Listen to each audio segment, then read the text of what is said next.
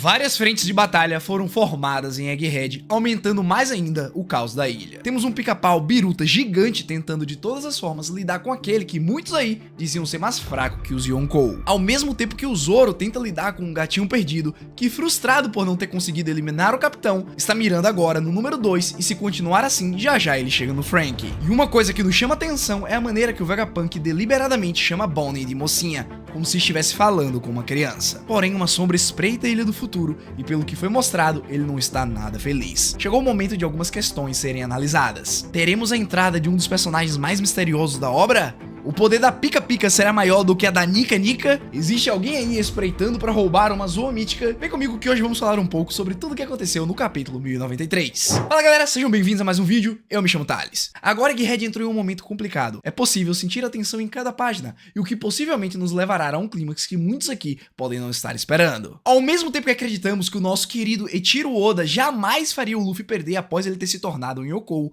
também sabemos que ele não vai retirar os personagens mais importantes do lado da marinha, a menos que um grande plot twist aconteça. Mas antes de entrarmos mais a fundo, eu peço pra você que tá chegando agora, confere aí sua inscrição pra fazer parte dessa tripulação e enfia a pistola de borracha no like, porque capítulo novo é sempre motivo de felicidade. E esse sentimento maravilhoso que está me consumindo é motivado pelos acontecimentos desse capítulo. Vamos lá ver? O nome do capítulo já diz tudo: Luffy vs Kizaru. E já começamos de onde paramos no 1082, com o Chapéu de Palha rindo, se divertindo, enquanto segura em suas gigantescas mãos o almirante, enquanto todos os outros apenas observam a situação. Agora é o seguinte, pessoal, se o Luffy está realmente se divertindo, observe a expressão no rosto do Kizaru.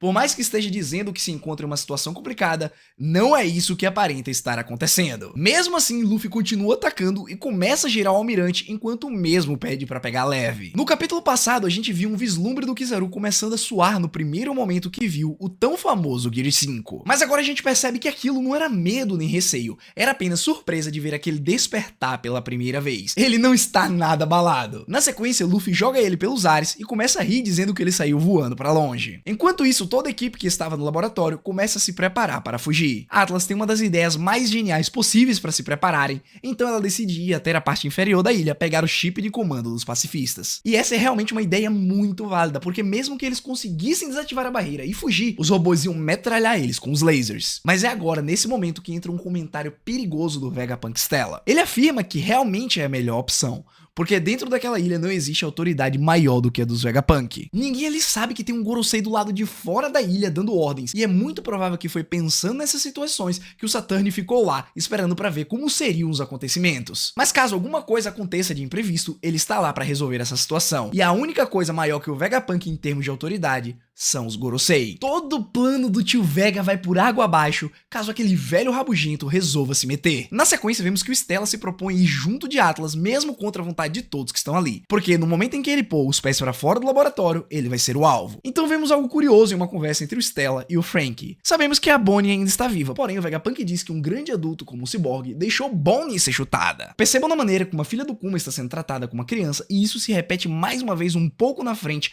quando o Vegapunk está dentro do Vegatank, usando aqueles óculos bem legais de piloto de corrida, saindo da parte protegida. Lá ele está indo salvar Bonnie e dizendo que não vai deixar uma garotinha morrer. Aqui a gente abre portas para uma daquelas teorias sobre a verdadeira idade da Bonnie. Até porque tudo que a gente sabe sobre ela basicamente foi revelado durante esse arco. Não dá pra saber há quanto tempo foram os acontecimentos que aparecem nos flashbacks dela com o Kuma. Então sim, é provável que ela tenha uns 12, 13 anos e use os poderes da Akuma no Mi dela pra parecer mais velha e ganhar um pouco mais de respeito nesse mundo pirata. Então eu realmente acredito que vai ser um mistério que vai ser resolvido um pouco mais pra frente. É claro que quando o Sanji ouve sobre a Bonnie, ele prontamente se disponibiliza pra ir junto salvá-la, o que é bem algo sandinesco de se fazer. Ao seu lado, Jinbe diz que já juntou toda a bagagem e está indo para a saída. Existe uma dúvida que ficou aqui do último capítulo. O Kizaru chutou a Bonnie para fora do domo que ainda estava ativado. Normalmente ela deveria ter sido morta, porém vemos que o Sentomaru conseguiu se levantar e salvá-la. E obviamente depois de tudo isso, ele está em um estado crítico. Era exatamente isso que eu estava querendo ver. Ele disse que tinha a defesa mais forte do mundo, porém foi espancado pelo tio Kizaru. Claro, depois ele conseguiu se levantar, protegeu a Bonnie e foi metralhado pelos lasers do Dom. Obviamente, com essa defesa estrondosa que ele tinha, era o mínimo que ele deveria conseguir fazer. A Bonnie, que foi salva, está em um dilema moral. Enquanto usa seus poderes para manipular a idade dos marinheiros, ela permanece escondida pensando se deve salvar o Sentomaru ou simplesmente fugir. Dá pra perceber que ela é uma pessoa boa, né, pessoal? Pelo menos ela conseguiu ficar grata com o sujeito que a salvou. Voltando ao laboratório, vemos Zoro tendo que lidar com Rob Lute em sua forma despertada. É realmente muito bom ver um pouco mais dessa transformação,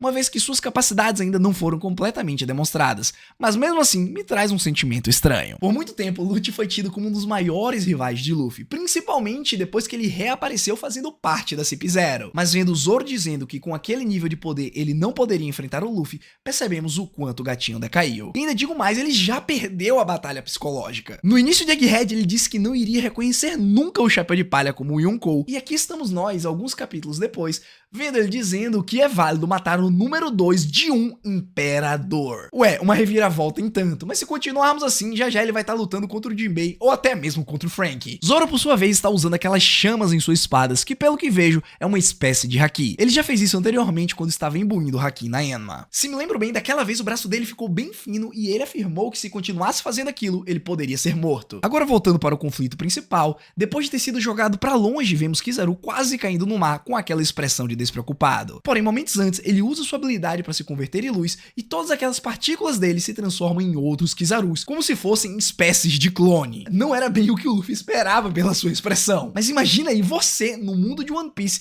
tendo que enfrentar centenas de almirantes do nada. Eu também ficaria chocado. Aparentemente, o verdadeiro conseguiu ferir o Luffy, que rapidamente ataca, mas não acerta ninguém. Afinal, são apenas hologramas. O Chapéu de Palha até acha que vai conseguir encontrar o verdadeiro se acertar todos de uma vez, mas mesmo usando o haki, ele não atinge seu objetivo. E nessa parte eu até consigo imaginar o Kizaru falando: "Te trolei, otário." Porque enquanto o Luffy tava ali batendo em cópias, o almirante já tava lá dentro do laboratório segurando o Sop pelo pescoço e perguntando onde que o Vegapunk estava. E quando ele o encontra, não perde nenhum tempo. No momento em que ele vai disparar um laser, o Luffy se coloca na frente e tanca o ataque sem muitas dificuldades. A real é que por mais que o nome do capítulo seja Luffy vs Kizaru, não teve nada demais deles brigando, foi apenas o circo pegando fogo no meio da ilha. E o que nos leva para a cena na costa de Egghead, onde vemos que a marinha já sabe que o Vegapunk está do lado de fora, porém, quando as coisas pareciam que iam ficar feias, Atlas consegue recuperar o chip de comando e dá a ordem a todos os pacifistas a expulsarem os marinheiros da ilha. Nesse momento, sob uma sombra,